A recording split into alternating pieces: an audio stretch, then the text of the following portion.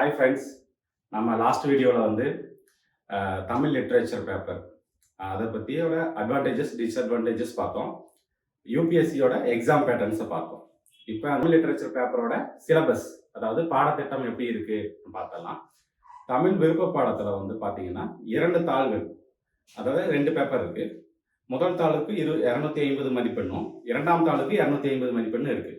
So அதில் வந்து அந்த 2 பேப்பருக்கான சிலபஸை நம்ம இன்னைக்கு இந்த வீடியோவில் பார்க்கலாம். தமிழ் இலக்கிய தாள் 1 அதுலக்கான சிலபஸை பார்க்கும்போது சிலபஸை வந்து 2 பார்ட்டாக பிரிச்சிருக்காங்க.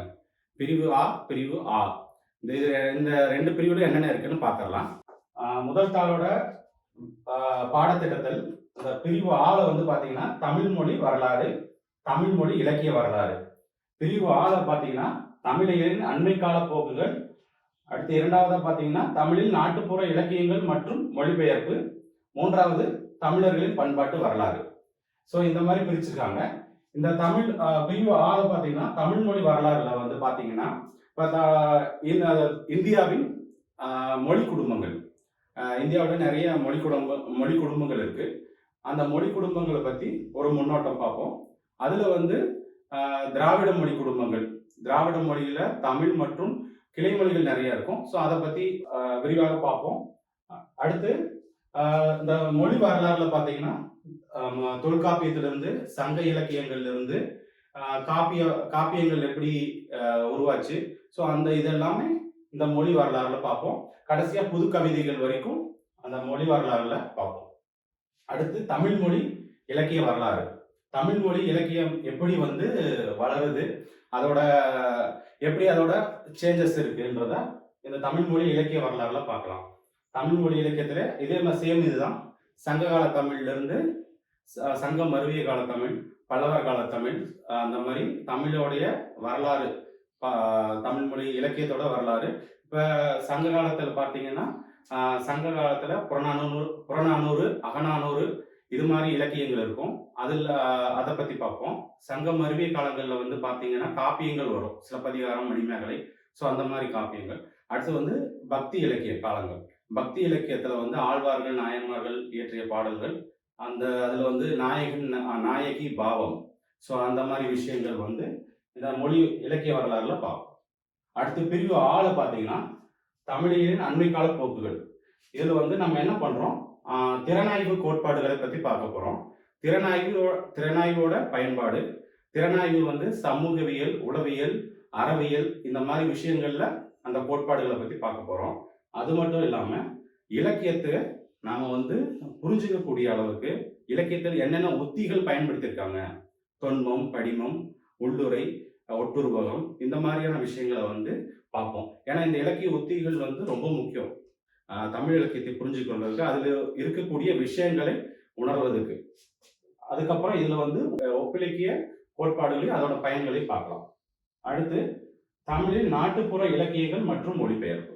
தமிழில் இருக்கக்கூடிய நாட்டுப்புற இலக்கியங்கள்.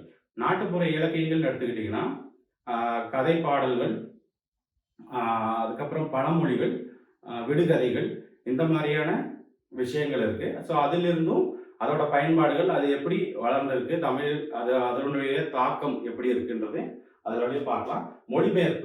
மொழிபெயர்ப்பின் பயன்கள் என்ன? இப்ப தமிழ் மொழியிலிருந்து பல நூல்கள் மற்ற மொழிக்கு மொழிபெயர்ப்பா இருக்கும். ஸோ அது எந்தெந்த நூல்கள் வந்து மொழிபெயர்த்து இருக்காங்க, ஸோ அந்த மாதிரி விஷயங்களை பார்க்கலாம். அடுத்து வந்து இதுல இதழியலின் வளர்ச்சி. ஸோ இதழியல்னா நம்ம இந்த பப்ளிகேஷன், இந்த புக் வெளியிடுற அந்த இதுதான் இதழியல்னு சொல்றாங்க. நிறைய நியூஸ் பேப்பர்ஸ், ஸோ இந்த மாதிரி விஷயங்கள் வந்து எப்படி வளர்ந்துருக்கு தமிழில், ஸோ அதை வந்து பார்ப்போம். அடுத்து தமிழர்களின் பண்பாட்டு வரலாறு.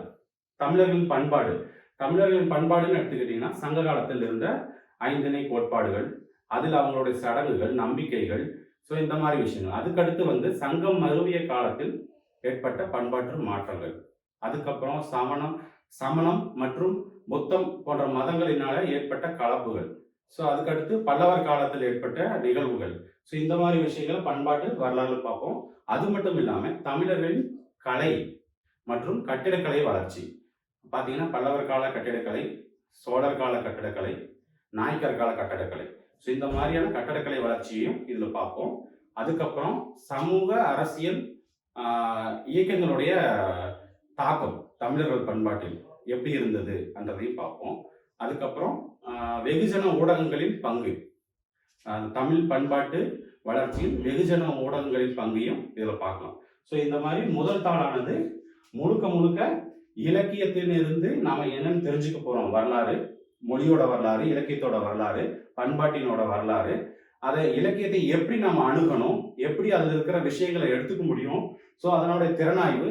இது இது வந்து ஒரு இலக்கியத்தை ஆராய்ச்சி பண்ணி அதுல இருக்கு நமக்கு நம்ம எடுத்துக்கூடிய விஷயங்களை பத்தி பேசுறது தான் முதல் தாள். இது வந்து ரொம்ப முக்கியம். இதை பேஸ் பண்ணி தான் என்னென்ன இலக்கியங்கள் வந்து நம்ம படிக்க போறோம் இரண்டாம் தாள்லன்றது இருக்கும். அடுத்து வந்து நாம பார்க்க போறது தமிழ் இரண்டாம் தாள், தமிழ் இலக்கியம் இரண்டாம் தாள். இந்த இரண்டாம் தாளும் 250 மதிப்பெண்களுக்காக வருது. இதுலயும் 2 பிரிவுகள் இருக்கு. இந்த தமிழ் இரண்டாம் தாளினுடைய பாடத்திட்டத்துல 2 பிரிவுகள் இருக்கு. இதில் முழுக்க முழுக்க இலக்கியங்கள் சார்ந்த தாள். பழந்தமிழ் இலக்கியத்திலிருந்து இன்றைய காலகட்டத்தில் இருக்கக்கூடிய புது கவிதைகள் வரைக்குமே இதில் இடம்பெற்றிருக்கு. என்னென்ன அம்சங்கள் இருக்குன்னு பார்ப்போம். பிரிவு ஆல பார்த்தீங்கன்னா பழந்தமிழ் இலக்கியம். இந்த பழந்தமிழ் இலக்கியத்துல வந்து குறுந்தொகை, சங்க இலக்கிய பாடல்கள் வரக்கூடிய குறுந்தொகை. இந்த குறுந்தொகை வந்து அகம் புறம் என்ன 2 வகைப்பாடு இருக்கு தமிழர் இலக்கியத்தில், பழந்தமிழ் இலக்கியங்கள்ல. அதுல வந்து இது அகம் சார்ந்த பாடல்கள் கொண்டது. இதுல வந்து முதல் 25 பாடல்கள் வந்து நம்ம பாடத்திட்டத்துல இருக்கு. அடுத்து புறநானூறு. இது வந்து வீரம், கொடை, அது போன்ற பண்பாடு சார்ந்த விஷயங்கள். இந்த இதுல வந்து புறநானூறுல 182ல இருந்து 200வது பாடல் வரைக்கும் நம்ம பாடத்திட்டத்துல இருக்கு. அடுத்து அற இலக்கியம். பழந்தமிழ் அற இலக்கியத்துல வந்து திருக்குறள் எடுத்திருக்காங்க. திருக்குறள்ல வந்து பொருட்பால்ல இறைமாட்சி முதல் அவை அஞ்சாமை வரை இருக்கக்கூடிய 35 அதிகாரங்கள் வந்து பாடத்திட்டத்தில் இருக்கு. அடுத்து வந்து 2வது காப்பி இலக்கியங்கள். காப்பி இலக்கியங்கள் பார்க்கும்போது சிலப்பதிகாரம். இந்த சிலப்பதிகாரத்துல வந்து மதுரை காண்டம் உங்களுக்கு வந்து சிலபஸ் இருக்கு.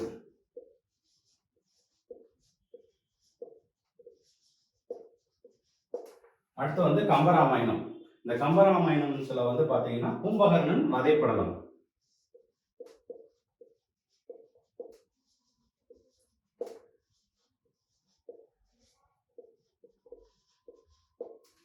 அடுத்து பக்தி இலக்கியங்கள். இந்த பக்தி இலக்கியத்துல பாத்தீங்கன்னா திருவாசகம். இந்த திருவாசகத்துல வந்து பாத்தீங்கன்னா நீத்தல் விண்ணப்பம்.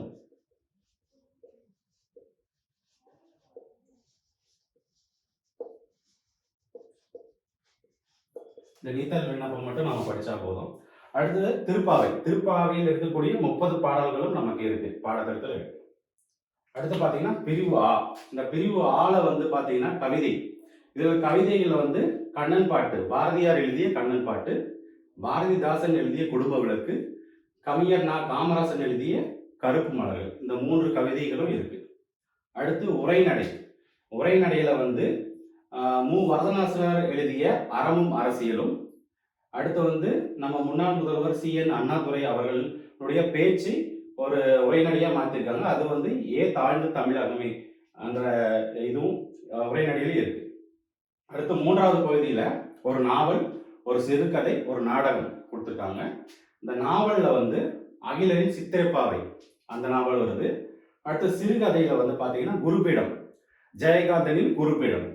அடுத்து நாடகம் வந்து சோவுடைய யாருக்கும் வெட்கமில்லை என்ற நாடகம் இடம்பெறுது. அடுத்து வந்து 4வதா நாட்டுப்புற இலக்கியங்கள். இந்த நாட்டுப்புற இலக்கியங்கள்ல பாத்தீங்கன்னா கதை பாடல் இதுல வந்து முத்துப்பட்டன் கதை வந்து இடம்பெறுது. அடுத்து கீவா ஜெகநாதன் அவர்களுடைய மலையருவி நூல் இடம்பெறுது. ஸோ 2ஆம் தாள் முழுக்க முழுக்க உங்களுக்கு இலக்கியம் சார்ந்ததாக இருக்கு. இந்த இலக்கியத்திலிருந்து நீங்க என்ன அவுட்புட் எடுத்துக்கிறீங்க, இதுலேருந்து நீங்க தெரிஞ்சுக்கிறீங்க மொழி வரலாறு, இலக்கிய வரலாறு, பண்பாடு வரலாறு, இதெல்லாம் வந்து நமக்கு முதல் தாளில் இடம்பெறுது. ஸோ அது இதை படிக்கும்போது நீங்க அதுக்கும் ரெஃபரன்ஸ் எடுத்துக்கலாம், அதை படிக்கும்போது இதுக்கும் ரெஃபரன்ஸ் எடுத்துக்கலாம்.